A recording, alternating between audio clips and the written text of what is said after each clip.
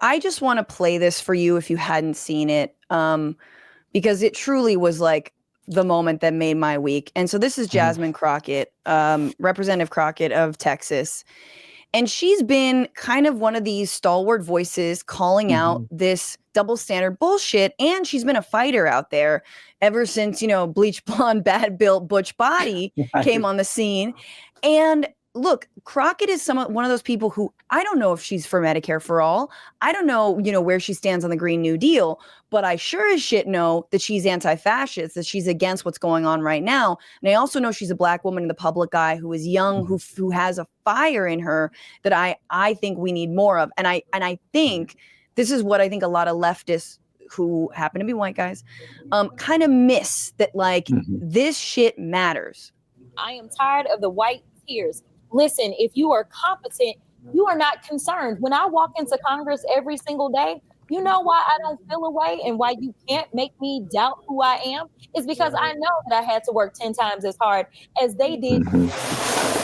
When you look and you compare me to Marjorie Taylor Greene or me to Lauren Boebert, there is no comparison. And that is the life that we have always lived. So the only people that are crying are the mediocre white boys that have been beaten out by people that historically have had to work so much harder. This is why they don't want us to have education. This is why they are trying to literally say we won't fund the HBCUs, because they know that if they've already gone after affirmative action and they're saying, you know what, don't allow them to come into, say, these PWIs, as we call them, don't allow them to come into these institutions. We know why they created the HBCUs in the first place. It was because they wouldn't allow us into the white institutions. And so now they're not allowing us in. And now they're saying, you know what, we're also going to defund the HBCUs. You know why? Because they don't want any more Kamala Harrises. They don't want any more Jasmine Crockett's. But I got news for them. I don't care what they do.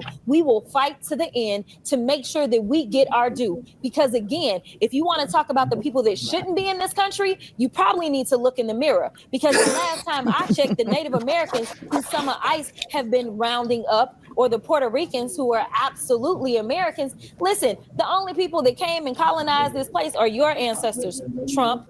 I mean, he just I could watch that on loop for days. It's so good, but maybe that's the truth. It's the truth. Just so this, I think, where this we have to only focus on economic populism really runs into a little bit of a brick wall here, because the reality is the attack on DEI is about an attack on civil rights and on workers, on all people, on the right to be, employed no matter whether you are disabled or queer or a person of color, and be paid equally. And so I could go on and on and on, but I just we have to understand this fire, her defending Kamala Harris, it doesn't mean she's a centrist shill corporate lib. It's because she understands that Black women are scary to white supremacy, and educated Black women are the chupacabra. That's truly, the scariest thing you could possibly imagine as an American white guy, with power. So, but in terms of the HBCU thing, I thought that was a really interesting point. I don't know, Robin, if you wanted to respond to that or any of it. Yeah. To go back to one thing you said, what's being attacked? EEOC. What's being attacked? Well, what are the first affirmative action cases were not really about admissions. They were about jobs, employment. And we have to remember that. And in terms of HBCUs, they've always been underfunded.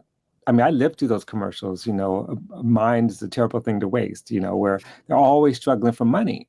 And still, they've produced some incredible, brilliant minds despite the lack.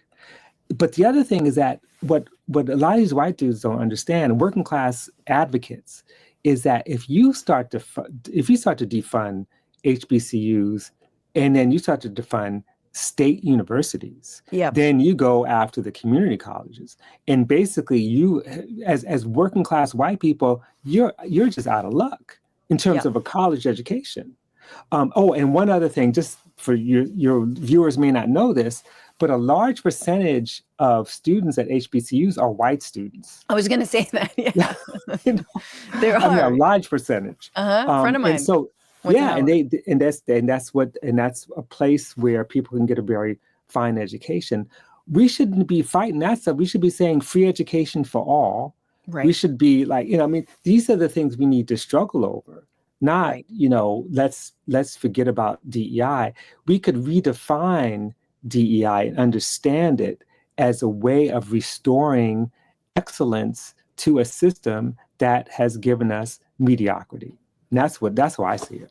What's going on, Frantifa? If you haven't already, subscribe to this channel right now. Hit that button. And also, you can become a patron and support the show every single week. Get access to bonus episodes and exclusive merchandise. Patreon.com/bitchuation room. Do it.